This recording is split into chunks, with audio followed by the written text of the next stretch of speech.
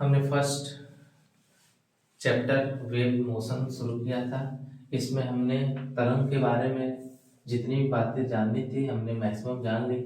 अब हम लोग बात करते हैं वेव मोशन यानी तरंग की गति के बारे में। ठीक है, तरंग गति यानी वेव मोशन।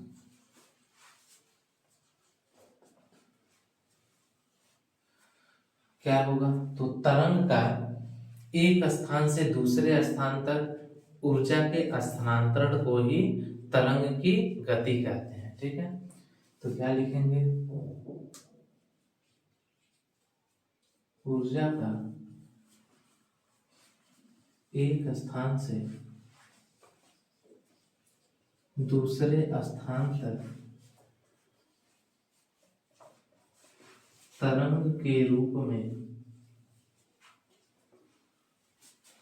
स्थानांतरण ही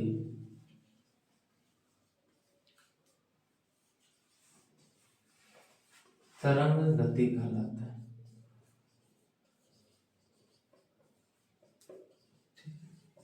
अब इसमें इसका वेग यदि निकालना हो, ठीक है, तो क्या होगा? लिखते हैं तरंग वेग यानी कि वेव वेलोसिटी।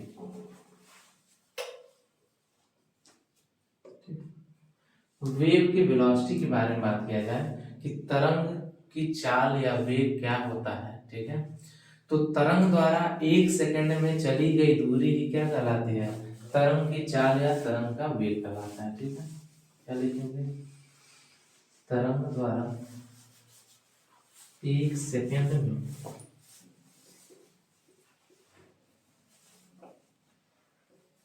चली गई दूरी या विस्थापन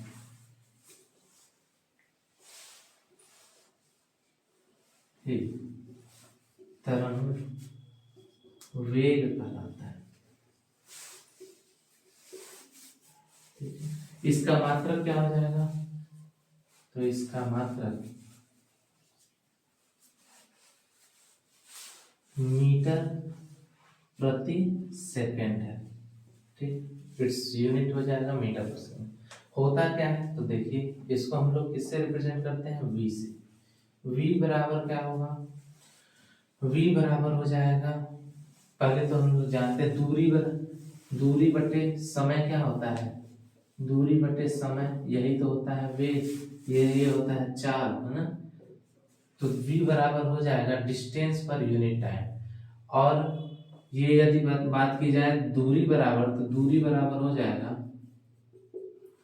चाल गुणे समय। ठीक है, तो हम लोग यहां से लिखते हैं किसको? वेवलेंथ। यही तो होता है तरंग दैर्घ्य वेवलेंथ, यही दूरी होती है। दूरी बराबर होगा चाल यानी कि तरंग वेग गुणे समय की जगह पे यहाँ पे क्या हो जाएगा? समयांतराल। ठीक है, यानी ये हो जाएगा लैम्डा इक्वल टू होता है v इंटू टी। ठीक है, और हम क्या जानते हैं? t बराबर क्या होता है? t बराबर होता है 1/आवृत्ति। ठीक है, आवर्तकाल बराबर होता है 1/आवृत्ति यानी कि 1/m। वैल्यू पुट कर दीजिए, लैम्डा बराबर हो जाएगा v इंटू 1/m या v बराबर हो जाएगा n लैम्डा। ये हो गया फार्मूला किसका? तरंग वेग का। जहां क्या लिखेंगे? वेयर जहां v क्या है? v बराबर हो जाएगा तरंग वेग वेव वेलोसिटी। n बराबर क्या हो जाएगा? तरंग का आवृत्ति। और लैम्डा बराबर क्या हो जाएगा?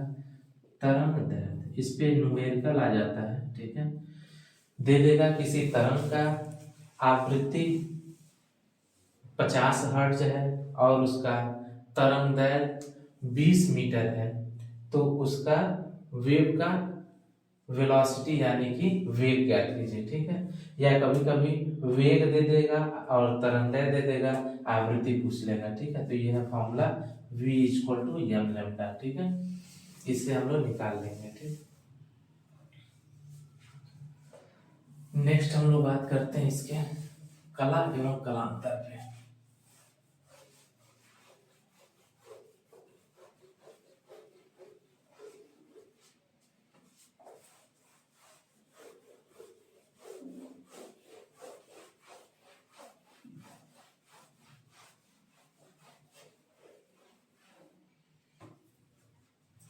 बात करें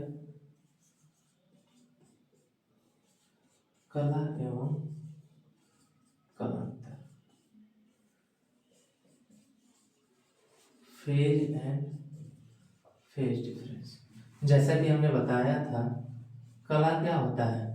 कला होता है किसी कण का स्थिति बताने वाला, ठीक है।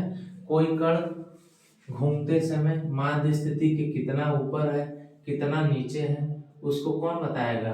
तो उसका कला बताएगा, ठीक है। और ये क्या होता है? ये विस्थापन के y = a sin 2 pi small t upon capital T minus x upon lambda के बराबर होता है, ठीक है। बात करते हैं कला।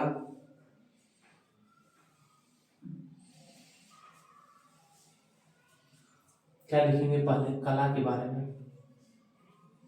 कला यानी फेज।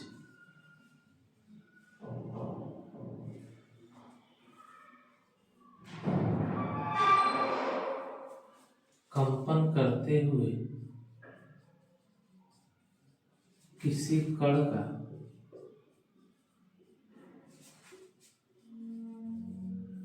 माध्य स्थिति से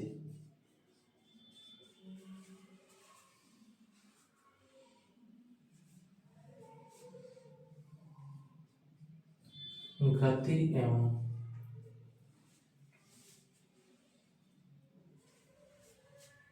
दिशा उस कण की कला कहलाती है।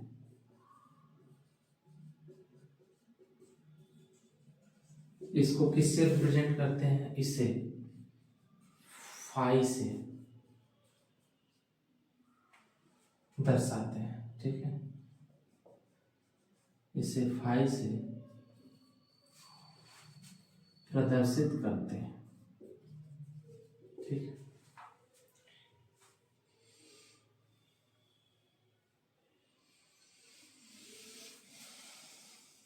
यदि दो कण माध्य स्थिति से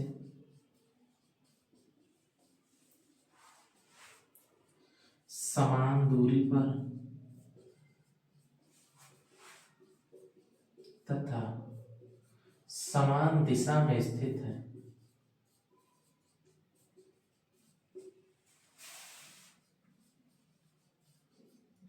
है तो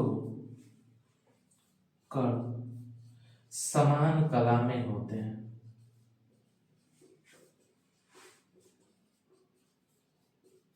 कला में होते हैं। दूसरा, यदि दो कण माध्य स्थिति से समान दूरी, दूरी हमेशा समान रहेगा, ठीक, समान दूरी पर एक दूसरे के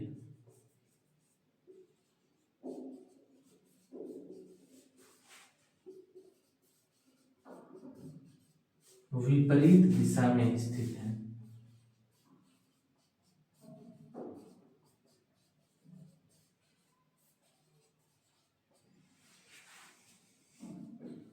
विपरीत कला कहलाता है, विपरीत कला कहलाता है। और कलांतर क्या होता है? तो इसी का अंतर कलांतर हो जाता है, ठीक है। ये हो जाएगा delta phi equal to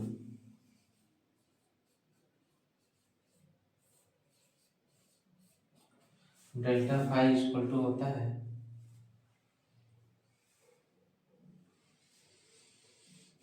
2 pi upon T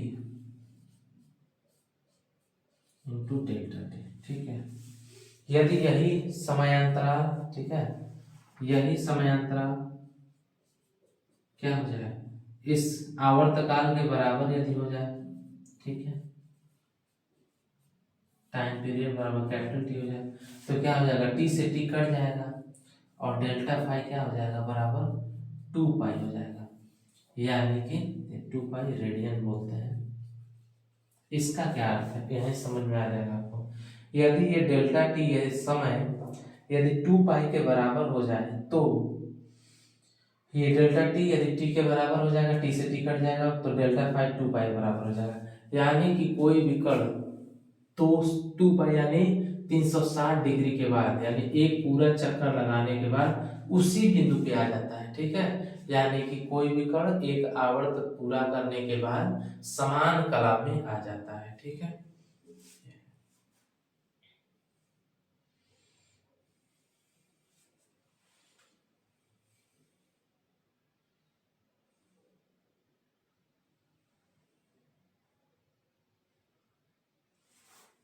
next लिखते हैं।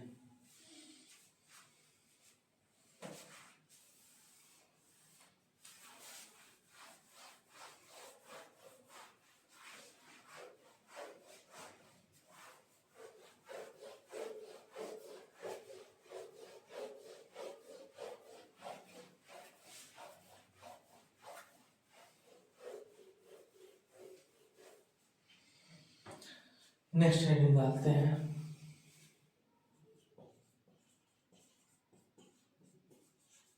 अध्यारोपण का सिद्धांत।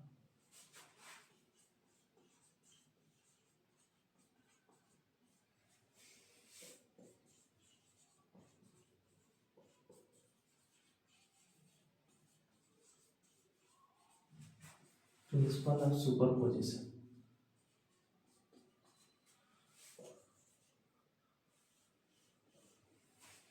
ठीक है, दो कण हैं ऐसे चल रहा है,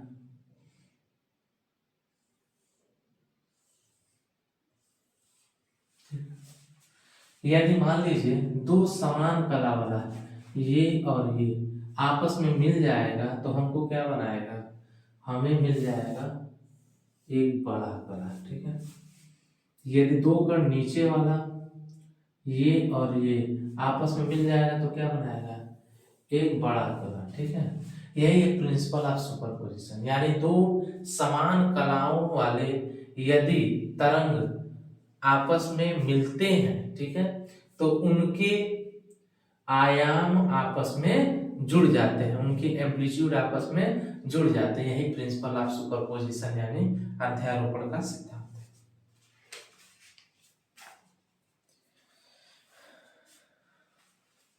क्या लिखेंगे, माध्यम के प्रत्येक कण का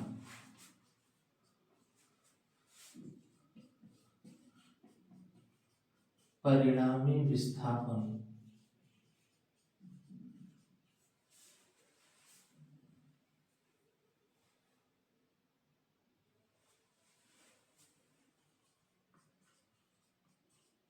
दोनों कणों द्वारा उत्पन्न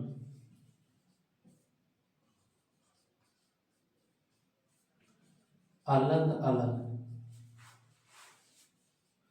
विस्थापन के बीजगणितीय योग के बराबर होता है। ठीक है, इसी के क्या बोलते हैं, यही अध्यारोपण का सिद्धांत है।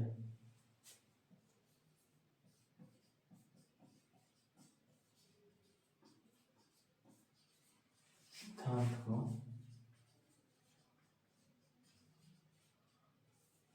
अध्यारोपण का सिद्धांत कहते हैं।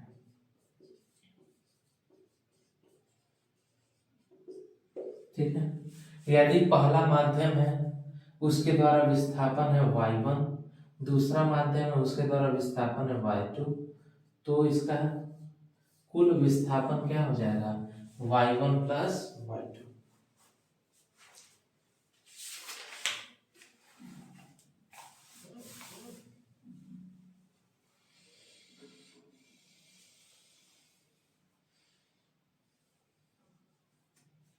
ठीक है, अब इसमें हम लोग पढ़ते हैं अध्यारोपण के भेद।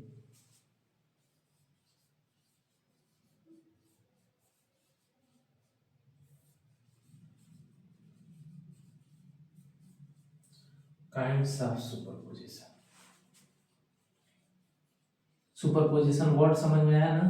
अध्यारोपण नहीं कहते हैं हमारा काम भी आप ही कर दीजिए, यानी कि वो अपने आप को उनके साथ ही अध्यारोपित करते हैं। ऐसे एक तरंग जा रहा है ना, ये तरंग है, उसके साथ ही एक दूसरा भी तरंग हो लिया है ना।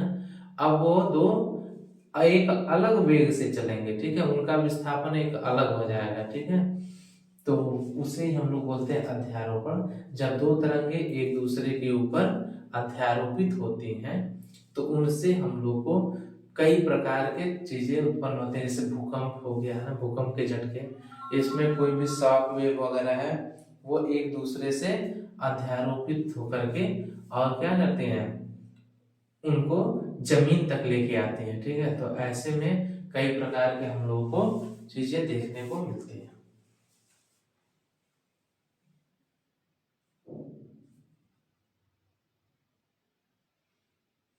ठीक है। तो इससे हम लोग को क्या क्या मिलता है? पहला मिलता है हम लोग को व्यतिकरण। क्या मिलता है? यानी इंटरफेरेंस। दूसरा हम लोग को क्या मिलता है? विस्पंदन।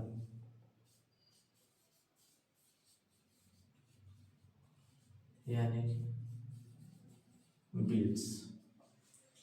तीसरा हम लोग को मिलता है स्टेशनरी वेव, यानी कि अप्रगामी तरंग।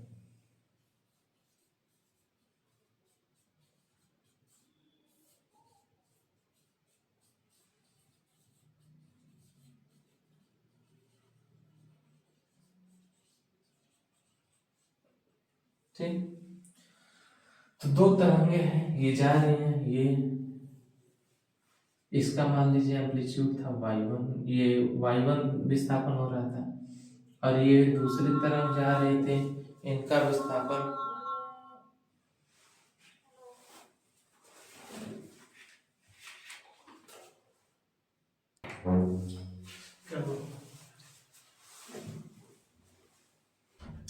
तो अध्यारोपण से हम लोग को तीन चीजें देखने को मिलती है, एक व्यतिकरण, दूसरा विस्पंदन और तीसरा अप्रगामीकरण, ठीक है। तो व्यतिकरण क्या होता है? इंटरफेरेंस। ये मैंने दो वेव बना रखा था, ये y1 है और ये y2 है। दोनों तरंगे एक साथ जब चलेंगी तो हमको रिजल्टेंट के रूप में क्या मिलेगा? एक तीसरा वेव मिलेगा, ठीक है। और इसका जो एम्पलीट्यूड होगा वो क्या होगा? ये होगा y1 प्लस y2, ठीक है। तो यानी दोनों का विस्थापन आपस में जुड़ जाता है, ठीक है। तो अब मान लीजिए दोनों समान आवृत्ति के हो, ठीक है, इनका क्या हो? n बराबर दोनों का हो, ये मान लीजिए इसका n1 है और इसका n2 है, n1 बराबर यदि n2 हो जाए, यानी दोनों का आवृत्ति समान हो जाए, ठीक है, और दोनों एक ही दिशा में चले, ठीक है। दोनों किस दिशा में चलेगी? एक ही दिशा में, और एक ही दिशा में चल करके अध्यारोपित हो जाएंगे, तो हमको क्या मिल जाएगा? व्यतिकरण, ठीक है। ये बात ध्यान दीजिएगा, दो समान आवृत्ति की तरंगे यदि समान दिशा में चलकर एक दूसरे पे अध्यारोपित होती हैं तो हमको व्यतिकरण मिलता है। व्यतिकरण क्या होता है? तो एक प्रकार का विक्षोभ है, ठीक है, जो नॉर्मल पैटर्न से अलग होता है, ठीक है। यदि दो लाइटें हैं, वो व्यतिकरण में आपको बताया गया, ठीक है, दो लाइटें हैं आपस में किसी एक पतले छेद से गुजर रही हैं, ठीक है, यहीं पे हमने बना दिया है, एक छेद ये है, एक छेद ये है, यहाँ से दो लाइट है, यदि आपस में यहाँ से गुजर रही हैं और यहाँ एक पर्दा रखा हुआ है, तो इसको क्या चाहिए? एक यहाँ पे लाइट है, एक यहाँ पे लाइट है, लेकिन ऐसा नहीं होता है, ये आपस में क्या करते हैं? ये वेव के रूप में चलता है, ये भी वेव के रूप में चलता है, ये दोनों आपस में क्या होते हैं? ओवरलैप कर जाते हैं, ठीक है। ओवरलैप करके ये यहाँ पे एक ऐसा पैटर्न बनाते हैं कि यहाँ पे कहीं पे डार्क होगा, कहीं पे वाइट होगा, कहीं पे डार्क होगा, कहीं पे वाइट होगा, ऐसे पैटर्न हम लोग को मिलते हैं, ठीक है। यही व्यतिकरण होता है। यानी कि दो समान कला की और समान आवृत्ति की तरंगे यदि एक ही दिशा में अध्यारोपित होती हैं तो हमें व्यतिकरण मिलता है। ठीक है, इसमें देखिए n1 बराबर होगा n2 के। दूसरा, यदि दो लगभग समान आवृत्ति की, ठीक है, n1 क्या हो, लगभग इक्वल हो, ठीक है, लगभग समान आवृत्ति की दो तरंगे यदि आपस में मिलकर यदि अध्यारोपित होती हैं तो क्या मिलता है, तो हमको मिलता है विस्पंदन यानी कि बीट्स। ठीक है, ये व्यतिकरण हो गया, ये विस्पंदन हो गया। तीसरा बात करते हैं स्टेशनरी वेव की। इसमें क्या होगा, दो समान आवृत्ति की तरंगे तो होंगी परंतु दो विपरीत दिशा से आके मिलेंगी। ठीक है, एक समान दिशा से नहीं मिलेगा, ये ऊपर चल रहा है तो ये नीचे से आके मिलेगा। ठीक है, दो विपरीत दिशा से आके मिलेगा। ठीक है, ये इधर मोशन कर रहा है तो ये इधर, दो विपरीत दिशा से आके मिलेगा तो ऐसे तरंग हम लोग को अप्रगामी तरंग देते हैं, यानी कि स्टेशनरी वेव देते हैं। ठीक है, तो अलग अलग हम लोग पढ़ लेते हैं।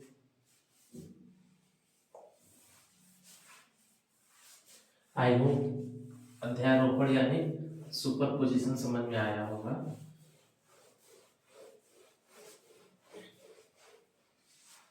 यानी कि सेम प्रकार की एक ऐसा तरंग जो समान आवृत्ति का हो, ठीक है, दोनों सेम डायरेक्शन से आके मिल जाते हैं और उनकी यदि आवृत्ति एकदम समान हो जाएगी तो हमको व्यतिकरण मिलेगा, लगभग समान होगी तो क्या मिलेगा, विस्पंदन मिलेगा यानी कि बीट्स मिलेगा।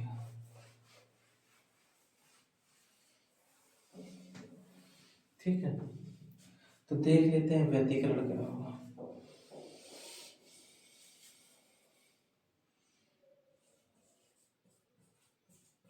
व्यतिकरण यानी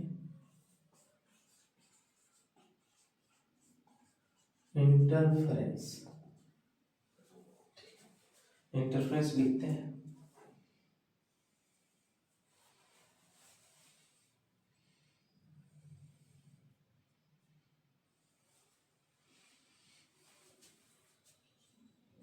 दो समान आवृत्ति की तरंगे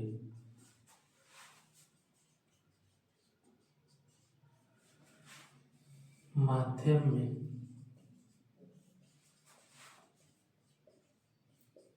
एक दिशा से आकर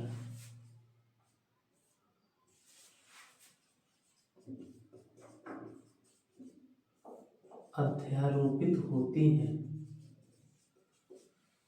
अध्यारोपित होती हैं तो माध्यम में कहीं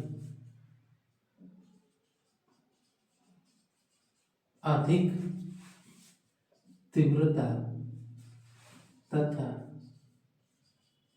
कहीं कम तीव्रता का तरंग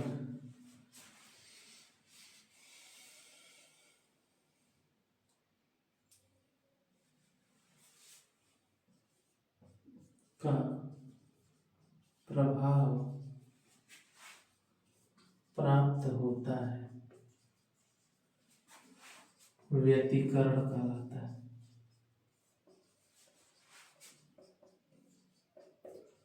अब ये कितने प्रकार का होता है, तो व्यतिकरण के प्रकार यदि देखें, ठीक है,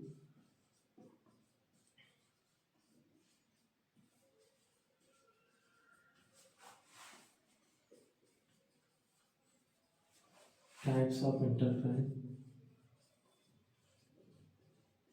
व्यतिकरण कितने प्रकार के होते हैं, तो दो प्रकार के। पहले बोलते हैं संपोषी व्यतिकरण,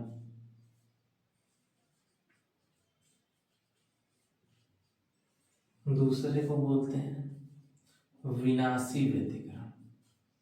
ठीक है,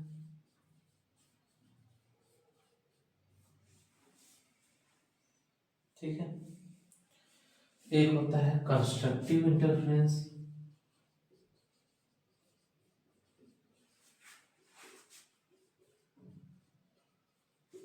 दूसरा होता है डिस्ट्रक्टिव इंटरफेरेंस। ठीक, संपोषी व्यतिकरण क्या होता है? तो जैसे कि यहाँ देखे है ना, दो समान आवृत्ति की तरंगे एक ही दिशा में आकर के अध्यारोपित होती हैं, तो कहीं माध्यम में अधिक तीव्रता तथा कहीं माध्यम में कम तीव्रता का तरंग प्राप्त होता है। जहां अधिक तीव्रता का तरंग प्राप्त होता है वहां पे लाइट यानी ब्राइट फ्रिंज मिलता है, और जहां पे कम तीव्रता का तरंग होता है वहां पे डार्क फ्रिंज मिलता है। ठीक है, तो जो लाइट है यानी कि जो ब्राइट है, जो ब्राइट लाइट जहाँ पे मिल रहा है अधिक तीव्रता, उसको हम लोग बोलते हैं संपोषी व्यतिकरण। और जहाँ पे डार्क लाइट मिल रहा है, डार्क पैटर्न मिल रहा है, उसको हम लोग बोलते हैं विनाशी व्यतिकरण। ठीक है, तो जहाँ पे तीव्रता आपस में जुड़ जाती है उसे हम लोग बोलते हैं कंस्ट्रक्टिव इंटरफेरेंस। जहाँ पे तीव्रता आपस में घट जाती है वहां पे हम लोग बोलते हैं डिस्ट्रक्टिव। यहाँ पे y इक्वल टू क्या हो जाएगा, y1 प्लस y2। यहाँ पे y इक्वल टू क्या हो जाएगा, y1 माइनस y2। ठीक है, तो यहाँ पे हो गया संपोषी व्यतिकरण, यहाँ पे हो गया विनाशी व्यतिकरण। इतना हम लोगों ने जाना। नेक्स्ट हम लोग जानते हैं व्यतिकरण की शर्तें।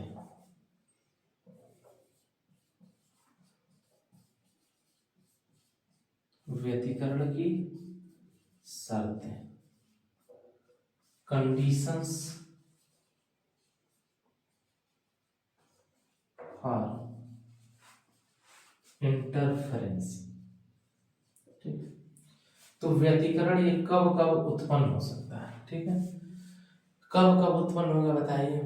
तो व्यतिकरण उत्पन्न करने के लिए कई सारी शर्तें होती हैं। उनमें से एक शर्त है कि दोनों तरंग सेम कलाओं में हो। ठीक है, क्या लिखेंगे,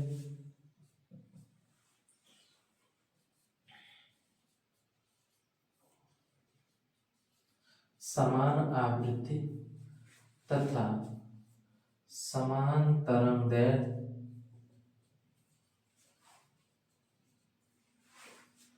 के तरंग। ठीक है, यानी तरंग कैसे हो, जो दोनों तरंग हो वो समान आवृत्ति तथा समान तरंगदैर्घ्य वाले हैं। दूसरा,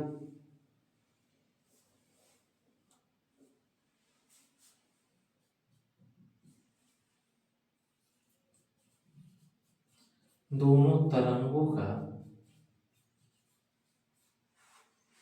कलांतर निश्चित बिंदु पर समान हो, निश्चित बिंदु पर समान हो। दोनों का जो फेज डिफरेंस है वो हमेशा कांस्टेंट हो, यानी ऊपर है तो ऊपर ही रहे, नीचे है तो नीचे रहे, जहां जहां चले सेम समय पे सेम ही उसका फेज डिफरेंस आए।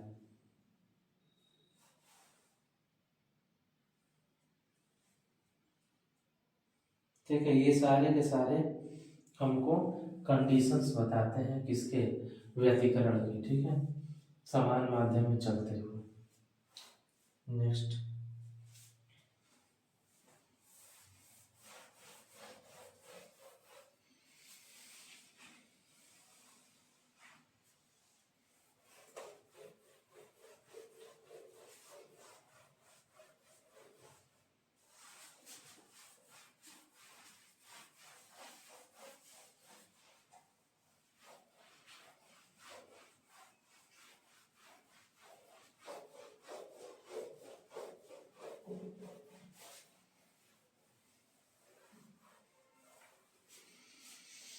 बात करें हम लोग सरल आवर्त गति के बारे में। ठीक है, तो यहां से पहले हम लोग लेते हैं आवर्त गति क्या होती है, यानी पीरियोडिक मोशन।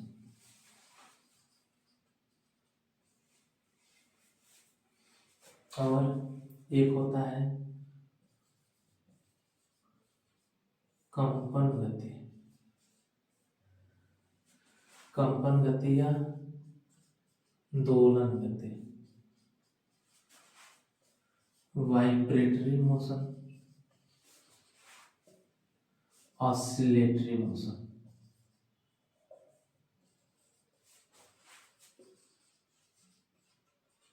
ठीक है, आवर्त गति क्या होता है, कंपन गति या ऑसिलेटरी मोशन क्या होता है। ठीक है, ये हम लोग देखेंगे। तो ये दोनों के दोनों आते हैं किसमें, ये आते हैं दोनों हार्मोनिक मोशन में, यानी कि सरल आवर्त गति में। ठीक है, ये हो गया आपका सरल आवर्त गति, यानी कि सिंपल हार्मोनिक मोशन, SHM। जैसा कि नेम से ही मालूम होता है, सिंपल हार्मोनिक आवर्त, ये हार्मोनिक वर्ड जो है हारमोनियम जैसा नहीं फील हो रहा है, जैसे इसमें सा रे गा मा पा धा नी, फिर उसके बाद आ गया सा, आ गया ना, तो सा शुरू हो गया फिर सा तक आ गया। तो जैसे उसमें रोटेशन हो रहा है ना धुनों का, स्वरों का, वैसे ही उस प्रकार की कोई भी ऐसी गति जो क्या हो रहा है, एक निश्चित समयांतराल पे उसी पोजीशन पे आ जा रहा है, वो सब क्या है, वे सब के सब ऑसिलेटरी मोशन है। ये यहाँ पे है, इसको खींच करके यदि हम लोग थोड़ा और आगे तक लेके चलेंगे, ठीक है, तो मान लीजिए यहाँ है, लेकिन इसको जैसे हम छोड़ेंगे फिर वो कैसे गति करेगा, इस निश्चित बिंदु के कभी इधर गति करेगा कभी इधर गति करेगा, फिर यहाँ पे आ जाएगा। ठीक है, तो ये सारे के सारे, ये सिंपल पेंडुलम था, इसको यहाँ तक लेके जाएंगे, ठीक है, फिर इसको छोड़ेंगे तो यहाँ से यहाँ तक आएगा, फिर यहाँ तक जाएगा। ठीक है, ये सब के सब किसके उदाहरण है, सरल आवर्त गति के। अच्छा, हार्मोनिक मोशन तो समझ में आया, सरल वर्ड क्यों आया है, तो हम जानते हैं यदि इसको हम लोग, ये तो पूरा एक गोला है ना, लेकिन इसको मान ले बहुत ही लंबा, ये क्या है, ये धागा बहुत लंबा है, तो उस स्थिति में क्या होगा, इसकी जो ये सर्कुलर टाइप का ये जो मोशन है वो कुछ दूरी के लिए क्या कैसा लगेगा, एक सीधी रेखा में लगेगा, इसीलिए एक सरल रेखा में लगने वाले इस आवर्त गति को हम लोग बोलते हैं सरल आवर्त गति। ठीक है, ये सिंपल हार्मोनिक मोशन में ये है, ये आवर्त गति हो गया, कंपन गति या दोलन गति हो गया, और क्या हो सकता है, एक समान वृत्ति गति हो सकता है। क्या है, एक समान वृत्ति गति, इन सबको हम लोग जान देंगे, यानी कि uniform circular motion.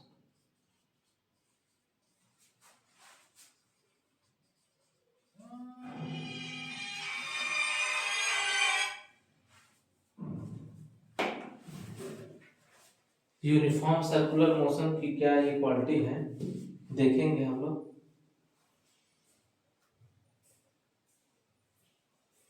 Uniform circular motion की ये प्रॉपर्टी है कि यहाँ से यदि ये कोई भी पिंड चलना शुरू हुआ, ये फिर से रिटर्निंग हो करके उसी बिंदु पे आ गया। ठीक है, ये हो गया उसका यूनिफॉर्म सर्कुलर मोशन।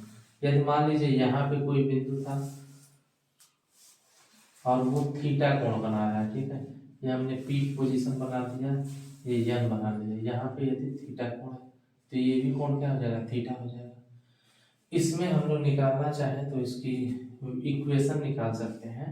ठीक है, हम लोग जानते हैं विस्थापन बटे समय बराबर क्या होता है, वेग, ये कोणीय वेग होता है, theta upon T equal to omega, या तो थीटा बराबर क्या हो जाएगा, यहाँ से मिल जाएगा ओमेगा टी। ये समझ में आया, कोणीय विस्थापन बटे समय बराबर कोणीय वेग, तो कोणीय विस्थापन बराबर हो जाएगा कोणीय वेग गुणे समय। ठीक है, यहाँ पे थीटा बराबर मिल गया हम लोग को ओमेगा टी। और हम लोग क्या निकालेंगे, यहाँ से निकाल सकते हैं, यदि यहाँ से यदि हम लोग इसको लंब मान लें, ठीक है, तो साइन थीटा बराबर क्या होगा बताइए, साइन थीटा बराबर हो जाएगा, साइन बराबर क्या होता है, आप लोग पढ़े होंगे लाल बटे का, या ऐसे पढ़े होंगे, क्या पढ़ते हैं, पाकिस्तान भूखा प्यासा, हिंदुस्तान हरा भरा, है ना। ये साइन थीटा है, पी अपॉन एच, या लंब बटे कर्ण, ये परपेंडिकुलर अपॉन हाइपोटेनियस। परपेंडिकुलर क्या होगा ये, हाइपोटेनियस क्या हो जाएगा ये, ठीक है। तो साइन थीटा बराबर हम लोग निकाल सकते हैं, ये मिल जाएगा ओ एन अपॉन ओपी, ये हो जाएगा ओ एन अपॉन ओपी, यही तो है वाई, ये क्या है वाई है। और ये थीटा की वैल्यू यदि हम लोग कैलकुलेट करें तो ये मिल जाएगा वाई अपॉन में ओपी बराबर, ओपी ये क्या है, ये पूरा पूरा ए ही तो है, ठीक है। तो ये हो जाएगा ए बराबर साइन थीटा, थीटा की जगह पर क्या लिखते हैं ओमेगा टी, ठीक है। तो y बराबर क्या मिल जाएगा हम लोग को, a साइन ओमेगा टी, ये है विस्थापन का समीकरण। तो इसको बोलते हैं सरल आवर्त गति के विस्थापन का समीकरण, विस्थापन का समीकरण, ठीक, सिंपल सा था। तो हमने आवर्त गति जाना, कंपन गति जाना, एक समान वृत्तीय गति जाना, ठीक है। एक समान वृत्तीय गति से हमने सरल आवर्त गति के विस्थापन का समीकरण निकाला।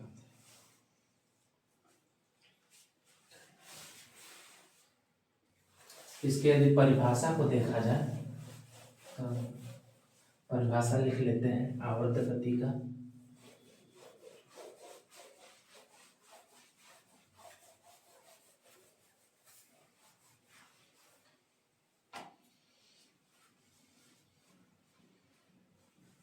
जब कोई पिंड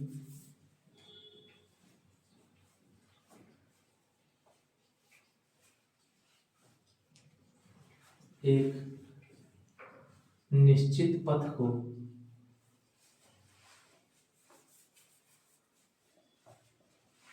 एक निश्चित समयांतराल में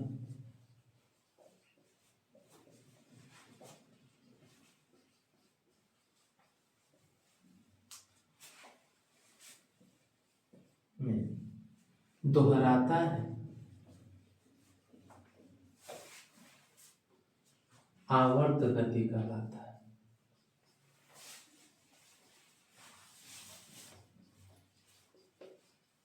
जैसे आपका सिंपल पेंडुलम की गति, ठीक है। उदाहरण में क्या लिख लेंगे, उदाहरण है सरल लोलक की गति, ठीक है।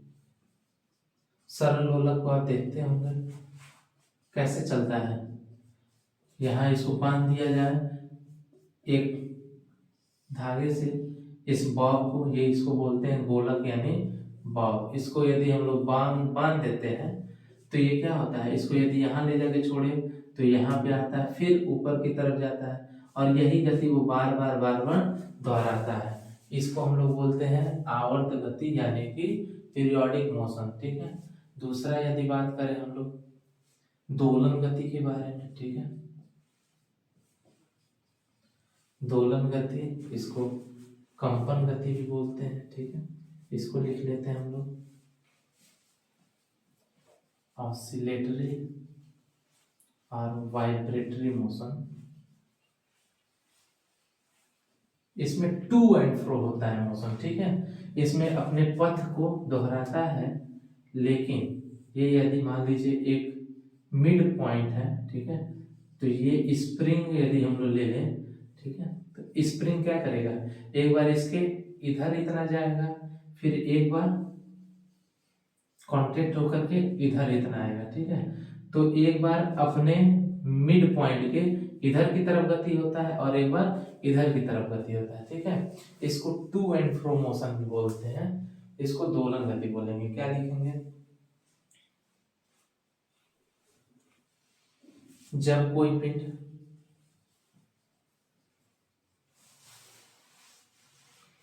अपने माध्य अवस्था के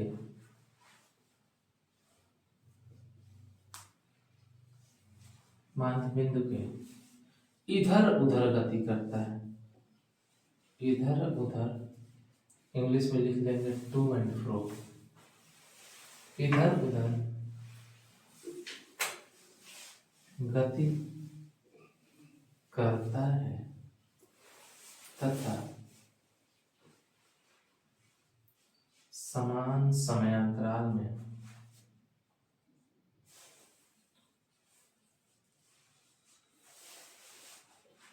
अपने पथ को दोहराता है, दोलन गति कहलाता है।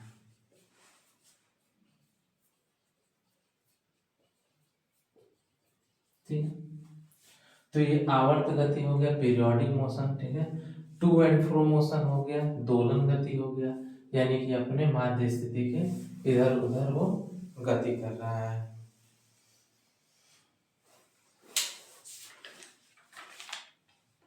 वृत्ति गति लिख लिया जाए।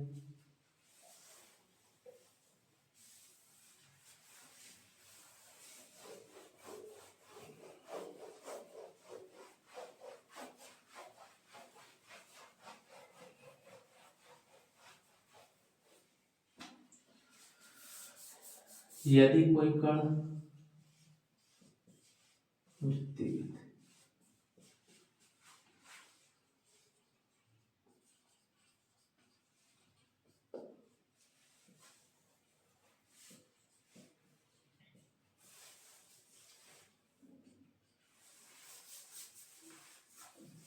समान समयांतराल में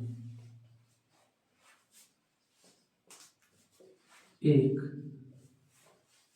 वृत्तीय पथ पर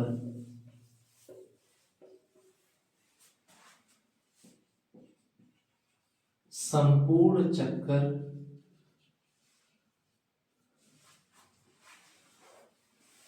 लगाते हुए अपने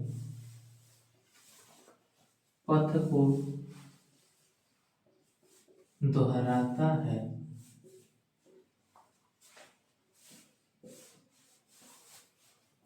एक समान वृत्तीय गति कहलाता है। ठीक है, ये सिंपल सा कि यहां से कोई पार्टिकल चलना शुरू किया, समान समयांतराल तय करते हुए सेम इसी पोजीशन पे आ गया, तो अपने आप को एक आवर्त उसने पूरा कर लिया। ठीक है, तो इसमें हमने क्या क्या पढ़ा, तरंग के बारे में पढ़ा, तरंग वेग के बारे में पढ़ा। ठीक है, तरंग के संबंधित हमने कला और कलांतर के साथ उसके समीकरण को देखा, और प्रिंसिपल ऑफ सुपरपोजिशन, ये थोड़ा इंपॉर्टेंट है, हमेशा पूछता है, अध्यारोपण का सिद्धांत। ठीक है, इस सिद्धांत को पढ़ा जिसमें दो विस्थापन करते हुए किसी भी समान कणों का विस्थापन आपस में जुड़ जाता है। ठीक है, ये अध्यारोपण के सिद्धांत से हमने 3 नए टर्म सीखे। कौन कौन सा, व्यतिकरण यानी इंटरफेरेंस, विस्पंदन यानी कि बीट, और तीसरा हमने पढ़ा स्टेशनरी वेव यानी कि अप्रगामी तरंग। इसके साथ हमने आवर्त गति को पढ़ा, दोलन गति को पढ़ा और वृत्ति गति को पढ़ा। ठीक है, ये तीनों प्रकार हैं किसके, सरल आवर्त गति यानी सिंपल हार्मोनिक मोशन के। इसके साथ हमने सरल आवर्त गति के समीकरण को भी निकाला, equation of simple harmonic motion. ठीक है, तो आज के क्लास में इतना ही देखते हैं, फिर हम लोग कवर करते हैं नेक्स्ट क्लास में। Thank you class.